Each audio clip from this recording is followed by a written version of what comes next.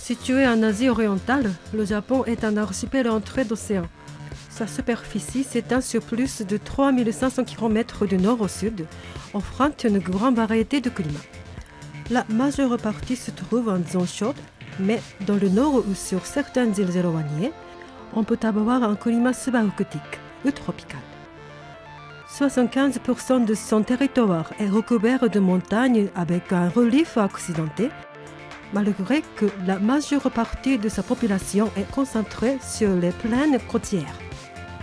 En 1970, le Japon a adopté la loi sur le traitement des déchets et la propreté des espaces publics, abrégée en loi sur le traitement des déchets, qui déléguait la responsabilité de cette tâche aux collectivités locales. Conformément à cette loi, chaque commune est libre d'organiser la gestion des déchets en fonction de ses propres spécificités. Dans cette vidéo, nous vous présenterons l'importance de clarifier le rôle des autorités publiques et d'obtenir le soutien de la population, à travers l'exemple de la guerre contre les déchets à Tokyo. 街をきれいにしたかったら自分がしないといけないよ。自分の背中を見てないといけないから。 L'organisation de la collecte selon un tri sélectif pour réduire les volumes de déchets collectés, avec l'exemple de la commune de Shibushi. 手島のものは一粒もありません。 Les mesures prises pour lutter contre le développement illicite de déchets dans le cadre de l'affaire Teshima et l'intérêt d'assurer la durabilité de la gestion des déchets au niveau d'une région avec l'exemple du projet Phoenix dans la baie d'Osaka.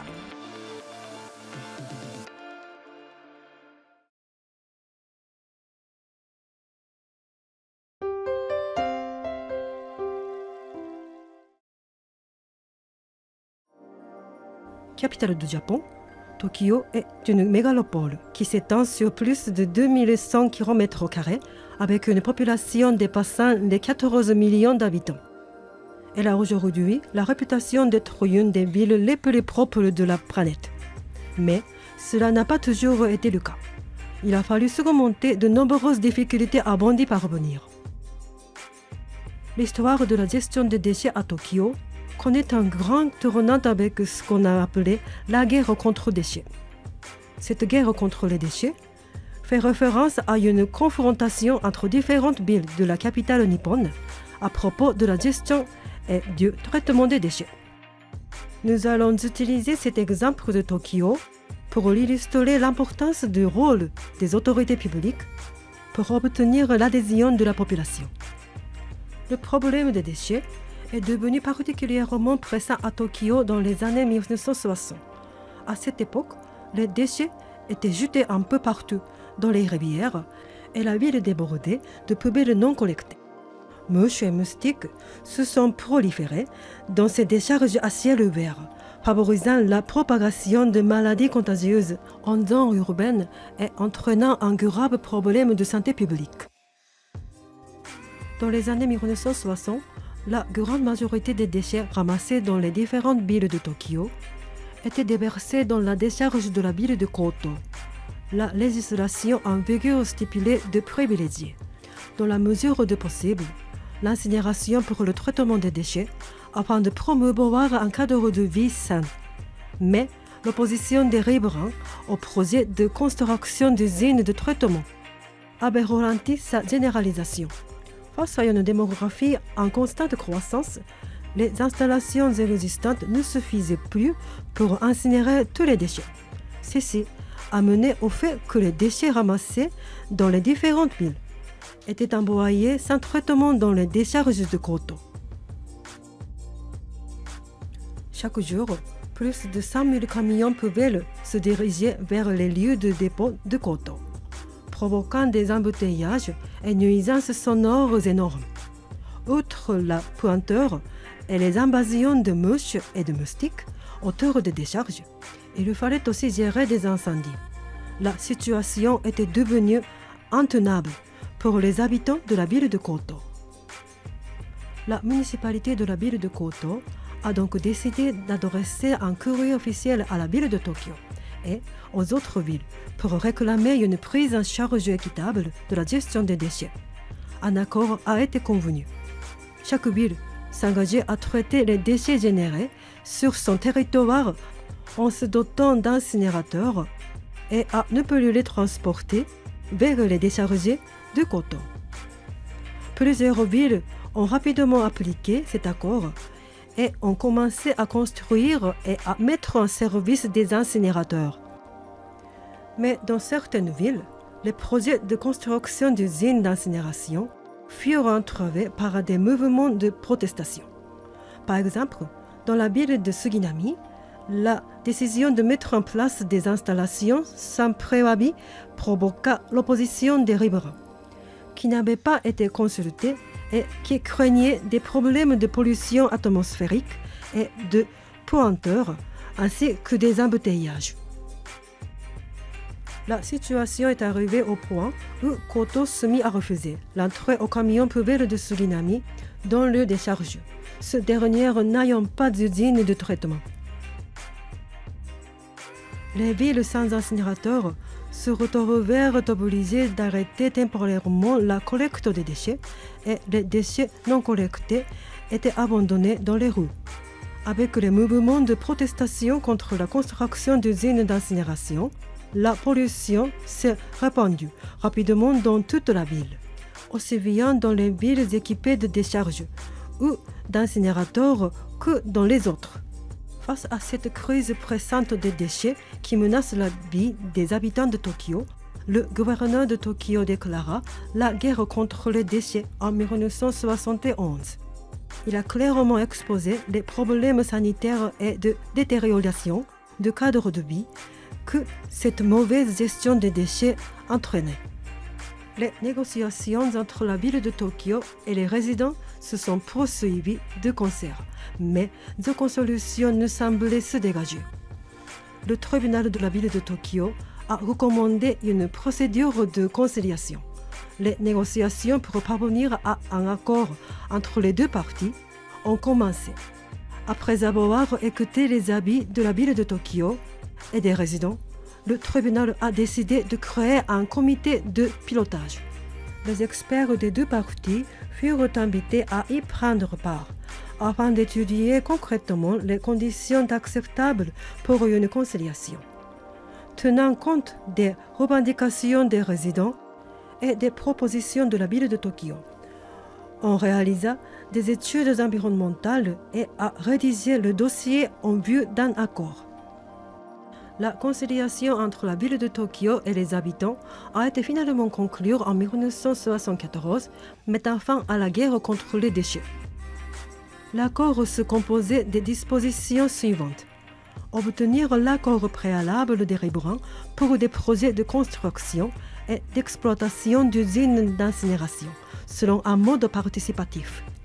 Prévenir toute pollution en équipant les installations des systèmes de prévention de la pollution les plus avancés et en les modernisant au fil du temps. Développer les zones avoisinantes avec des installations au profit des résidents locaux. Indemniser les riverains de préjudice pouvaient se revenir du fait des activités des usines d'incinération. Cet accord constitue la base du système de gestion des déchets à Tokyo jusqu'à aujourd'hui. La ville de Suginami organisa dès lors les services de propreté sur son territoire conformément aux dispositions de l'accord de conciliation. Une convention tripartite a été signée entre la ville de Suginami, les résidents et le prestataire retenu pour construire et gérer l'usine d'incinération. Cette convention inclut notamment des seuils en chiffres convenus conjointement pour prévenir les risques de pollution, un plafond des volumes traités et du nombre de barriques aux autorités sur le site, des itinéraires pour atteindre le site afin de minimiser l'impact sur la circulation routière locale. Les trois parties établirent également un conseil de gestion qui devait être tenu informé régulièrement de l'état des lieux, volume de déchets traités, fonctionnement des incinérateurs, résultats des études environnementales en matière d'émissions ou de nuisances sonores. Ce travail de concertation bien avant la mise en service de l'usine d'incinération, a permis d'obtenir l'approbation de la population sur sa mission et son mode de fonctionnement. La divulgation régulière d'informations a également joué un rôle clé pour assurer l'adhésion des riverains. L'accord de conciliation prévoyait des mesures de lutte contre la pollution. Par exemple, la hauteur de la cheminée devait être supérieure à 150 mètres pour garantir une bonne dispersion des émissions de gaz. En fait, celle de l'usine d'incinération de Suginami mesure 160 mètres. Elle impose également des niveaux d'émissions autorisés plus stricts que ceux exigés par la législation. Tous les chiffres provenant du suivi de ces seuils sont publiés pour tenir les habitants informés. Lorsqu'une anomalie est constatée, il est possible d'intervenir dans les plus brefs délais pour mettre l'incinérateur à l'arrêt. Pour des services de propreté fiables et de proximité. Voici la devise de l'usine d'incinération de Suginami.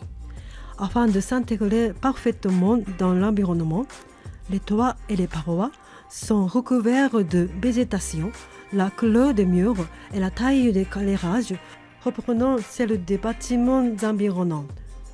La chaleur émise par l'incinération est récupérée pour alimenter des installations communautaires, par exemple pour chauffer l'eau de piscine. Désireuse de toujours le plus de transparence, l'usine organise des visites pour les habitants. L'usine de Suginami a été construite en tenant compte de l'environnement direct et des résidents locaux et continue d'être exploitée dans cette optique. Malgré tous les efforts déployés, il existe toujours un risque de nuisance pour les riverains, comme un accident de la route impliquant un camion poubelle ou une pollution due à des émissions de gaz ou à des odeurs nauséabondes. Si les riverains devaient subir un préjudice, l'accord de conciliation prévoit une indemnisation par les autorités publiques. Cette clause de compensation est un élément rassurant pour les habitants, ce qui contribue à réduire la méfiance des services administratifs. Aujourd'hui, des usines d'incinération comme celle de Suginami ont été construites dans l'ensemble des 23 villes de Tokyo, selon le principe d'une usine par ville. Elle publie tout sur le site web les rapports environnementaux sur le suivi des normes anti-pollution. La divulgation en toute transparence d'informations sur les installations et leur exploitation contribue à installer la confiance des habitants. Le conseil de gestion partage des rapports sur les opérations et sur les études environnementales. Il communique également et régulièrement avec la population dans le cadre de réunions publiques. Lorsqu'un projet de reconstruction devait être entrepris, les plans ont été relevés aux résidents locaux à l'avance afin d'expliquer les impacts possibles sur leur environnement, tout en laissant le temps de discuter. Les instances publiques réalisent ainsi les projets en s'assurant de l'adhésion des résidents. Pour résumer, le traitement des déchets que plusieurs villes ont imposé à une ville déposant de sites de dépôt a donné lieu à des tensions entre les villes, ce qui a été appelé la guerre contre les déchets. Chaque ville a alors été invitée à prendre en charge le traitement de ces déchets sur son propre secteur. Malheureusement, des mouvements de protestation contre la construction d'usines d'incinération dans les quartiers sont retardés les aménagements nécessaires, rappelant combien il est essentiel d'obtenir l'aval des riverains pour ce genre d'installation.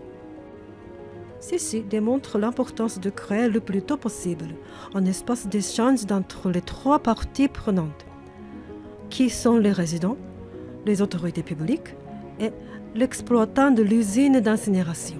Par exemple, sous la forme d'une commission de pilotage et, une fois l'usine mise en service, de communiquer régulièrement en toute transparence avec la population à travers diverses initiatives comme la diffusion d'informations et de rapports ou des visites de sites.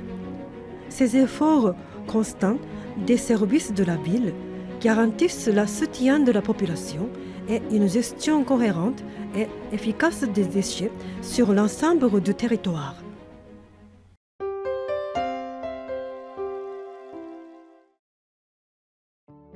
Shibushi est une petite commune de province située dans le département de Kagoshima, avec une superficie de 290 km² et une population de 30 000 habitants. Au sud de la commune, le port de Shibushi est une importante base de commerce maritime international. Étant situé au cœur des échanges nationaux et internationaux, il joue un rôle essentiel pour l'économie de la région du sud de Kyushu. Dans les grandes villes du Japon, l'incinération des ordures est la méthode la plus largement adoptée, avec l'enfouissement des cendres comme traitement ultime. Mais Shibushi a choisi de ne pas dépendre de l'incinération, en organisant de façon très systématique un tri sélectif des déchets afin de réduire les volumes à enfouir. C'est ce qu'on appelle le modèle Shibushi. Voyons concrètement à quoi ressemble cette collecte sans recours à l'incinération avec le tri sélectif pour réduire les volumes de déchets. 何でも庭先で燃やして容量を少なくして中身の見えない黒い袋に入れてゴミステーションに出してねというのが今までの施策だったんですよ。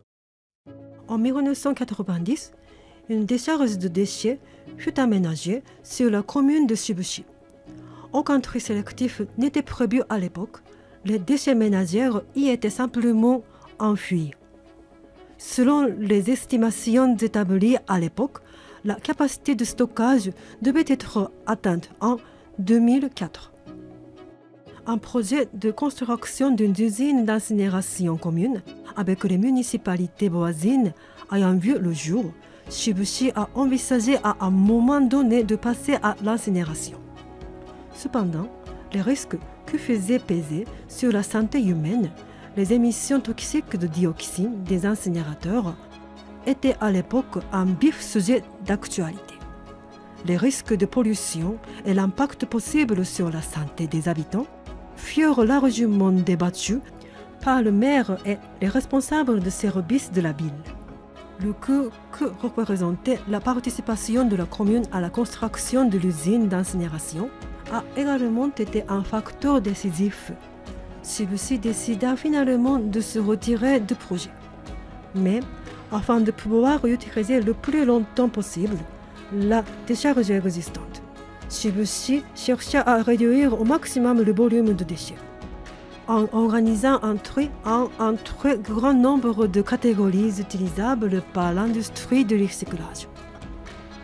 Aujourd'hui, les habitants de Shibushi trient le déchet ménager en 27 différentes catégories et les déposent à des points de collecte gérés par des associations de quartier. Ces catégories sont très diverses. Déchets périssables, verre, canettes, bouteilles en plastique, métaux, céramique. Les modalités de dépôt varient selon les formes des déchets et le mode de ramassage. Par exemple, les bouteilles en plastique et autres déchets légers qui risquent de s'envoler doivent être déposés dans des sacs en plastique. Les papiers, cartons ou textiles sont attachés avec de la ficelle, car le recyclage pourrait être compromis s'ils étaient pollués par du plastique. D'autres types d'ordures sont déposés directement dans des bacs prévus à cet effet et transportés tels quels vers les centres de recyclage. Quasiment aucune autre commune impose un tri sélectif aussi conséquent, mais à Shibushi, le système est désormais bien ancré dans la population. Il doit son succès aux associations de quartier qui jouent un rôle efficace d'encadrement sur les lieux des points de collecte. 名前書いてないとダメなんですよ。どこに書いてある？ここにあります。熊とか。全部名前が書くようになってます。ここには。菊池とか。これ絶対名前書かなきゃいけない。書かないとダメです。ということは違反したときに、また持ち主に持って帰る。ここは違反ですよというのを分かってもらって、また勉強してもらわないか。指導してもらって、分別してそこへ出してます。厳しいです。だって残されていると近くの人は気になるじゃないですか。名前が変えてないとね、責任が持てますから。転入されてきた人はですね、そんなことをプライバシーの侵害じゃないかという方もいらっしゃいますよ。地球環境のためですよと言ってですね、そこで転入時に説明時にこう説明するわけですよ。それが一番力が入りますよ、私たちは。そしたらですね、ああそうなんですねって言ったら、そこから私たちの応援なんですよ。Le tri selon un très grand nombre de catégories a certes des avantages, mais cela a également ses inconvénients. Plus il y a de catégories à trier, plus cela prend du temps et des efforts. C'est une lourde charge pour les habitants. À Shibushi, afin de garantir un tri sélectif aussi poussé, des associations pour la propreté ont été créées dans chaque quartier par les résidents.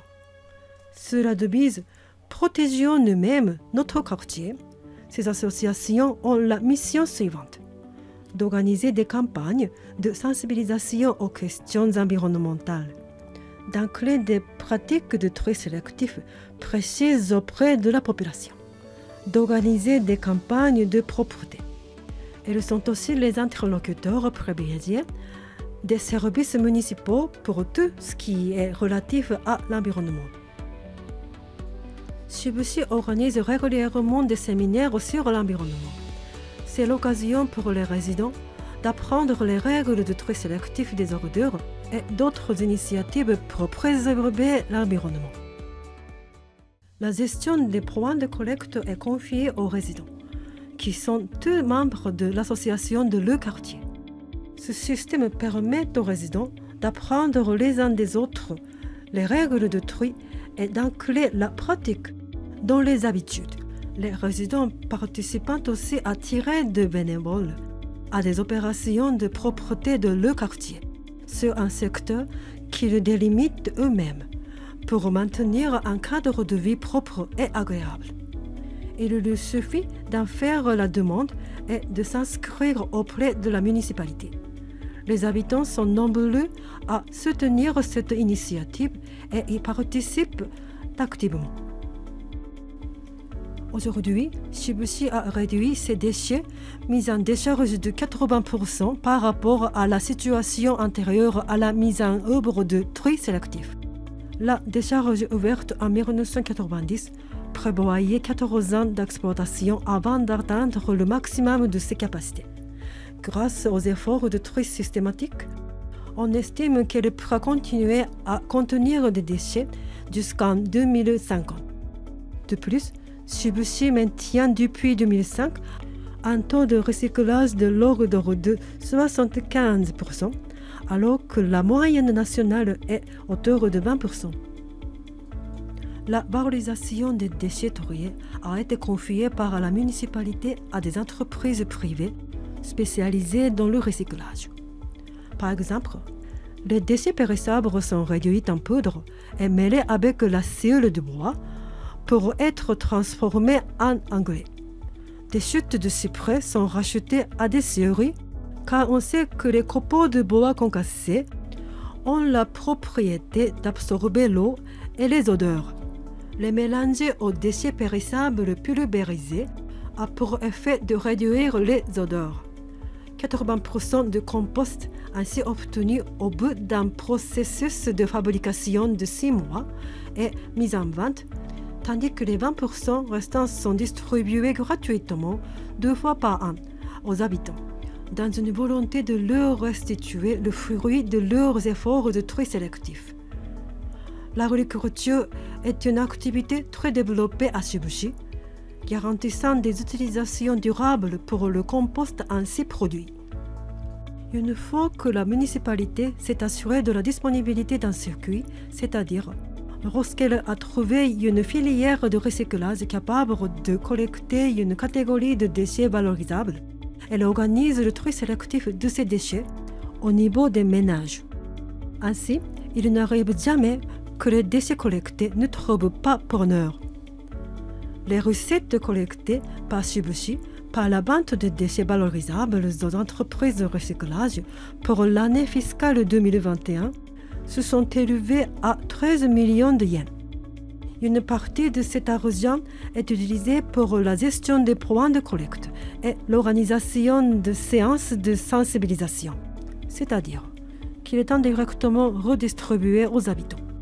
Le coût de gestion des déchets ménagers s'élève à 11 000 yens par habitant à Shibushi, soit 100 000 yens moins que la moyenne nationale, qui est de 16 000 yens. Hector, le responsable de propreté de Shibushi, nous racontait ses souvenirs.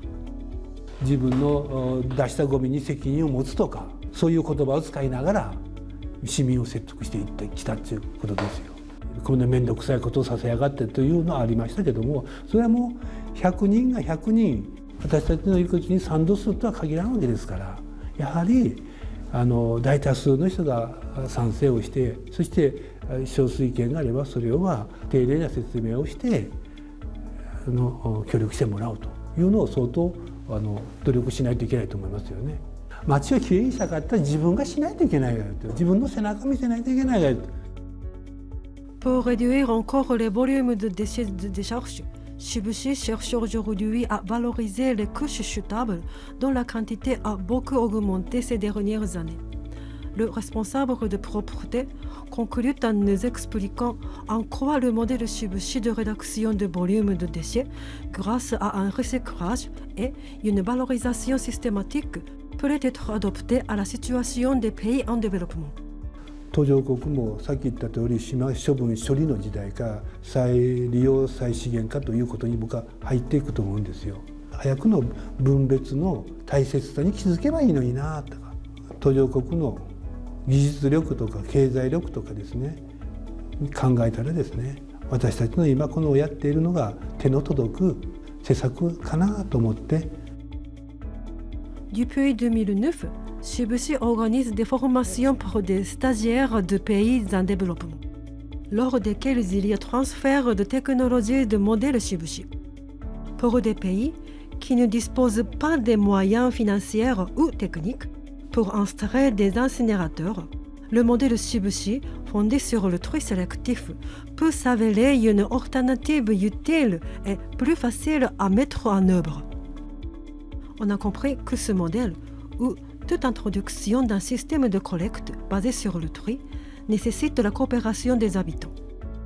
Il faut donc que les services municipaux prennent le temps nécessaire pour mener une réflexion approfondie avec les citoyens sur la façon de gérer les déchets, leur expliquer quelles sont leurs responsabilités et comment agir à travers diverses initiatives, y compris en favorisant une participation bénévole des riverains. Il ne faut pas oublier de trouver des voies de valorisation des déchets collectés en faisant appel en recyclage. Sinon, ce qui aura été collecté ne sera plus des ressources à valoriser, mais plutôt de simples déchets à enfuir.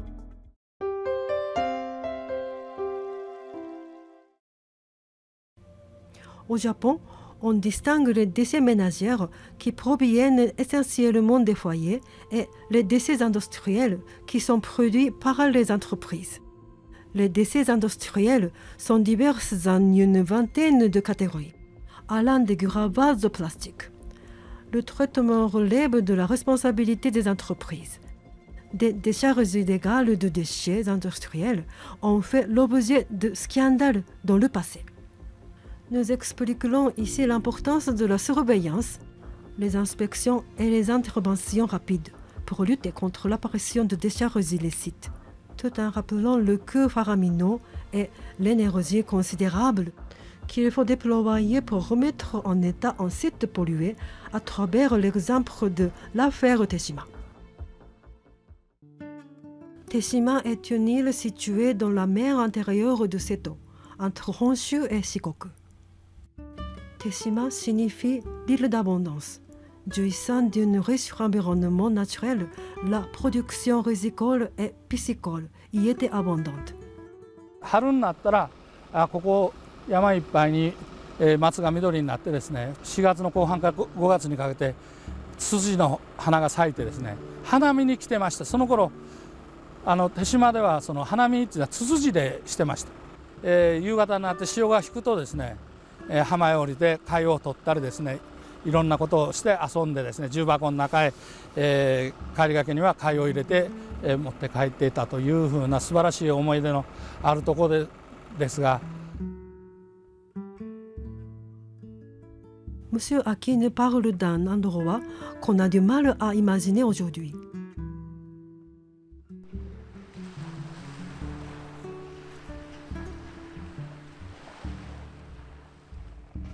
Car sur cette superbe île se vend la plus grande affaire de déversement illicite de déchets industriels du Japon, l'affaire Teshima. L'île polluée par des déversements répétitifs et non maîtrisés de déchets a été appelée l'île poubelle. L'affaire Teshima démarre avec une demande déposée auprès de la préfecture de Kagawa pour un permis d'exploitation d'une installation de traitement de déchets industriels. Informés de cette requête, les riverains se sont immédiatement contre le projet. Cependant, la préfecture a exprimé son intention d'accorder l'autorisation selon des conditions spécifiques sur le type et les volumes de déchets autorisés. Les riverains ont continué à s'y opposer, mais la requête de l'industriel fut finalement acceptée. Malheureusement, sur le terrain, cette entreprise était loin de respecter les principes d'un traitement responsable des déchets. Des quantités considérables de déchets, comprenant des métaux lourds, des huiles usées, des buées et autres substances toxiques, ont été déversées sans retenue sur l'île. Les déversements sauvages étaient de plus en plus sérieux. Déversement non contrôlé des déchets industriels dans le port et sur les routes de Teshima, odeurs nauséabondes, nuisances sonores, vibrations constantes et accidents de la route provoqués par le mouvement incessant des camions. Chaque jour, la combustion à ciel ouvert de déchets toxiques entraîna aussi des préjudices sur la santé des riverains. Ils ont signalé à maintes reprises ces activités non respectueuses des lois de la part de l'entreprise à la préfecture, sans parvenir à changer la situation. Il fallut attendre l'inculpation de l'entrepreneur par la police d'une préfecture voisine pour mettre fin à ces actions. Les habitants de Teshima ont souffert de ce drame pendant 15 ans. Ils se sont retrouvés avec une énorme décharge sauvage qui n'avait rien à voir avec les paysages idylliques dont ne parlait M. Aki. 28.5 ヘクタールあるんですね、ここ。いっぱいいろんなシュレッダーダストとか鋼材とか製紙汚泥とかいろんなものが残っていますが、この中に手島のものは一粒もありません。すべて島外から持ち込まれたものです。しかもそれは我々は一回も賛成したり同意したりものはありません。L'arrestation de l'entrepreneur était le déclic. Les habitants ont fait une requête de recours en arbitrage pour délit de pollution. Conformément à la loi sur le règlement des différends relatifs à la pollution, cette procédure permet d'obtenir une solution rapide sans avoir à passer par les tribunaux. En 2000, la préfecture de Kagawa reconnaît une erreur de ses services qui n'auraient pas dû délivrer l'autorisation de traitement de déchets et qui n'ont pas assuré la surveillance et le suivi requis. Un accord a été conclu avec les résidents pour nettoyer et remettre le site en état. Afin de trouver une issue rapide, la préfecture mit en place un comité technique composé d'experts et d'universitaires qui ont étudié les différentes mesures de préservation de l'environnement et les techniques envisageables pour éliminer les déchets abandonnés sur l'île. La Commission a commandé un traitement intermédiaire par un procédé fondé à haute température dans une usine construite à proximité à cet effet. Cette solution, accompagnée de mesures pour préserver l'environnement et la santé des riverains et pour éviter toute pollution secondaire, a finalement été approuvée. 中間保管とかそういうふうなことを言うわけですが、そういうことではないと。もっと手島より弱いところへそれを押し付けるようなことは絶対するなっちゅう。だからこれを撤去して、燃やして溶かして無害化してで再利用せと。一切その負担のないっちゅうな、そういうことはするなと。手島と同じようなことをするな、第2第3の手島を作るなっちゅうなことで、それで、燃やして溶かして無害化して再利用すると、溶融固化してですね、そしてこういうふうな砂状のもの、シュレッダーダストをこういうふうな形にしてですね、これスラグっていう砂と同じようなものにして、でそれを公共事業にして使ったと。40 ans se sont écoulés entre le début du déversement des légaux et la décontamination complète des sols, en passant par la phase d'élimination des déchets et autres résidus pollués. 910 millions de tonnes de matériaux divers ont été traités et le coût total pour la remise en état du site est estimé à 80 milliards de yens. Cette somme astronomique, régulée par l'État et le département, est en fait payée par les impôts de contribuables. L'infiltration de sols de substances toxiques provenant de déchets déversés illégalement avait pollué les eaux souterraines, qui contenaient des niveaux élevés de benzine et de trichloroéthine. Il a fallu décontaminer la nappe phréatique en pompant l'eau polluée et en la rechargeant artificiellement par le biais de puits d'injection. En juillet 2021, les eaux souterraines de l'ensemble de la zone décontaminée avaient atteint des niveaux acceptables pour être rejetées en mer. La barrière imperméable de 360 mètres de long, qui avait été construite pour empêcher l'eau polluée de la décharge illégale de pénétrer la mer, a été progressivement retirée. Ces travaux ont pris fin en mars 2022, mais il faut attendre encore quelques années avant que les nappes phréatiques retrouvent le niveau environnemental naturel. Le site ne sera restitué aux habitants de Teshima qu'une fois ces seuils atteints. Pour qu'une telle situation ne se reproduise plus, la préfecture de Kagawa a renforcé son dispositif de contrôle et d'intervention pour répondre rapidement à des cas de rejet illicite de déchets. Par exemple, elle organise de façon planifiée une surveillance aérienne par hélicoptère ainsi que des échanges d'informations avec le service de police. Elle a également confié à des prestataires privés des opérations de patrouille la nuit ou le week-end. Le moment où le risque de décharge illicite et de combustion à l'air libre est plus élevé en raison d'une surveillance généralement moindre. Elle organise aussi des inspections sur sites d'entreprises agréées pour s'assurer qu'elles pratiquent bien le traitement des déchets selon les autorisations accordées. Ceci nous a permis de comprendre l'importance pour les pouvoirs publics de prendre les mesures nécessaires pour réprimer un éventuel déversement frauduleux. 自然海岸というんですか、それに近づけていくようなことを、しかしながら100年ぐらいはかかるんじゃないかと思ってますね。それぐらいの破壊行為と汚染の行為があったというふうに思ってます。Écoutons encore M. Aki qui, en tant que secrétaire général de la conférence des résidents, n'a cessé de se battre contre ces dépôts frauduleux.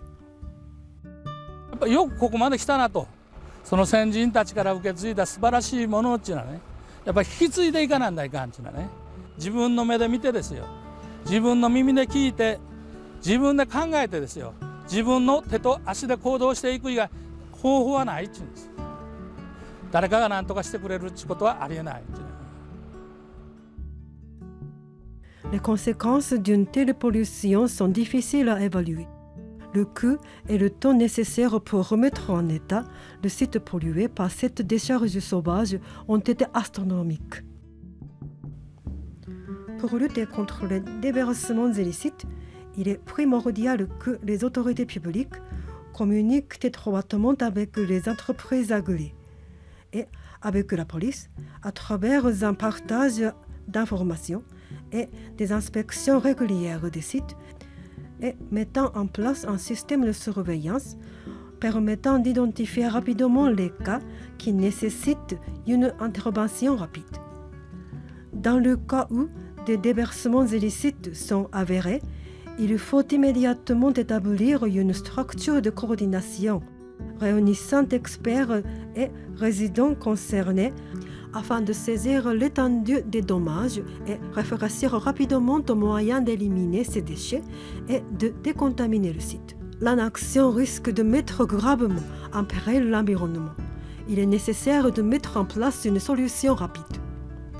Au moment d'éliminer les déchets rejetés de façon illicite, les autorités publiques ont également le devoir de prendre des mesures appropriées pour éviter les pollutions secondaires en faisant appel à des technologies de traitement spécifiques qui préservent le milieu environnant. Ce cas a été à l'origine de la révision de 1991 de la loi sur le traitement des déchets. Elle a renforcé les obligations des entreprises privées, mais aussi le contrôle par l'administration, ceci accompagné de sanctions si nécessaires.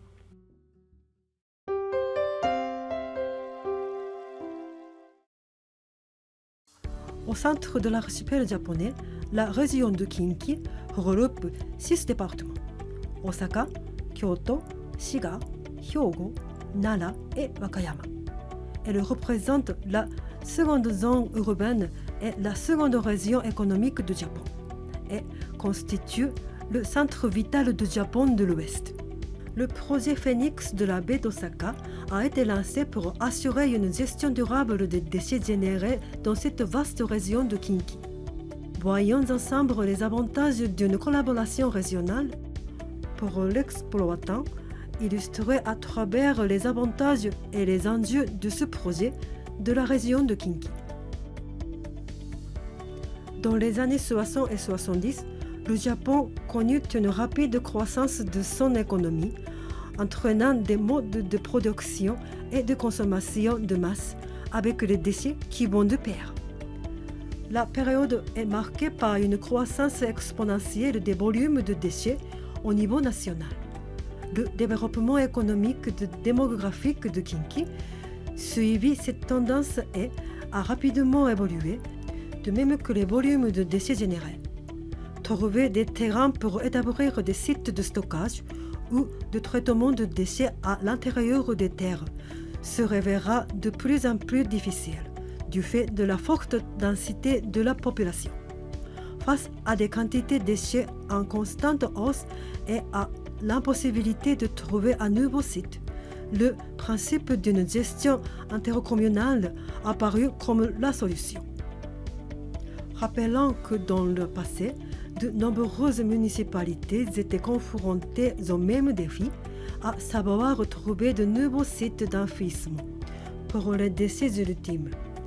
Elles ont demandé la possibilité de partager les installations, ce qui a incité le gouvernement à annoncer plusieurs projets de gestion partagée des déchets. La région métropolitaine de Tokyo, qui comprend la capitale et ses départements limitrophes, ainsi que le Kinki, furent parmi les territoires retenus pour introduire ce modèle. Mais le projet de gestion intercommunale pour la région de Tokyo a été abandonné, faute d'accord entre les collectivités locales. Par contre, le Kinki adopta le projet Phoenix de la baie d'Osaka qui répondait à deux enjeux importants pour la région. Garantir la disponibilité d'un site durable pour le traitement de déchets ultimes et répondre à une demande croissante de terrains industriels de zones côtières. C'est ainsi que le Centre régional d'aménagement environnemental du front de mer de la baie d'Osaka a été créé au Centre Phoenix pour abréger, comparable à une communauté de communes pour certains services. Le Centre Phoenix a pour vocation de gérer de façon unifiée le projet, y compris la coordination entre les différentes collectivités locales concernées. Elle est chargée d'exploiter un site comprenant une zone de réception et une usine de valorisation des déchets, sous forme de matériaux pour rembler. Les dépenses relatives à la construction et à l'entretien des installations, ainsi qu'à la valorisation des déchets, sont couverts par des subventions de l'État, les contributions des municipalités et des entreprises produisant des déchets, et un financement de l'exploitant de la zone portuaire. Le terrain remblayé par les déchets produits par l'usine de récupération et gagné sur la mer dans la baie d'Osaka est ensuite confié à l'opérateur portuaire qui peut alors l'aménager et construire diverses installations logistiques, par exemple. Un des avantages évidents de la gestion d'intercommunal est de réduire les charges financières des collectivités locales. La construction et l'entretien d'installations de grande taille permettent des économies d'échelle. Pour les municipalités, cela revient moins cher que d'aménager une usine plus petite dans chacun de leurs territoires. En confiant la construction et l'exploitation du site de façon unifiée à un organisme spécialisé, on réduit d'autant la charge administrative de chacune des municipalités. Il peut ainsi gérer de façon cohérente et coordonner les relations avec l'État, les municipalités, les résidents et prendre les mesures environnementales nécessaires pour toutes les questions relatives au traitement des déchets ultimes. Mais la gestion intercommunale n'est pas sans problème. Chaque municipalité de parties prenantes de projets de gestion intercommunale a ses propres contraintes et sa propre réalité de terrain. Les prises de décision peuvent de ce fait nécessaire de temps. D'autre part, maintenant qu'elles ont trouvé une filière durable pour traiter le déchet ultime, l'urgence n'est plus de mise. Les communes risquent d'être moins actives pour encourager le riverain à réduire les volumes de déchets. Il est donc important, dès la définition de projets de gestion intercommunale, de choisir les collectivités locales dont la réflexion, l'attitude et la démarche en matière de gestion des déchets ne sont pas trop différentes. Une trop grande différence entre elles risquerait de devenir un obstacle pour obtenir les consensus recueillis dans le cadre de la coopération. Les municipalités qui partagent un contexte social et culturel auront tendance à avoir de nombreux points en commun, favorisant les discussions autour de problématiques similaires et l'attente de consensus. Grâce à la gestion régionale des déchets, le projet Phoenix de la baie d'Osaka a atteint une taille suffisante pour permettre de mieux gérer la construction et l'exploitation du site. Il devient possible d'en confier la gestion à un organisme spécialisé pour unifier les activités, réduisant d'autant la charge administrative de chacune des municipalités. Notons cependant que la coordination sous-entend un grand nombre de parties prenantes susceptibles de ralentir le processus de décision. Les municipalités risquent aussi d'être lentes à encourager à la réduction des déchets. Dans ce projet, les municipalités ont pu s'assurer de débouchés prennent pour le déchet ultime et réduire les charges administratives, tandis que l'exploitant portuaire a pu disposer de nouveaux terrains exploitables. C'est la rencontre de deux avantages souhaités qui garantit le succès d'un projet de gestion intercommunale. Cette vidéo pédagogique a mis en évidence plusieurs éléments. L'importance d'obtenir l'accord des résidents et de clarifier le rôle des autorités publiques avec l'exemple de la guerre contre les déchets de Tokyo. L'organisation de tri sélectif pour réduire les volumes de déchets ultimes avec le cas de Shibushi. Les mesures contre les décharges illicites avec l'affaire Teshima. Et la gestion régionale de traitement illustrée par le projet Phoenix de la baie d'Osaka. Pour préserver notre planète et améliorer notre cadre de vie, nous devons coopérer pour trouver les moyens de gérer de façon adéquate les importantes quantités de déchets que nous rejetons chaque jour. Le Japon compte de nombreuses municipalités, chacune ayant développé ses propres méthodes de gestion des déchets, en fonction de ses spécificités. Si le Japon est désormais un pays avancé en la matière, cela n'a pas toujours été le cas. Pour une bonne gestion des déchets, au-delà de technologies innovantes, il faut apprendre à négocier des accords consensuels, à obtenir une participation active des résidents ou savoir encadrer une gestion intercommunale de services. L'expérience du Japon dans ce domaine lui a permis de surmonter les difficultés. Nous espérons qu'il sera utile pour les pays en développement confrontés à divers enjeux liés au traitement des déchets.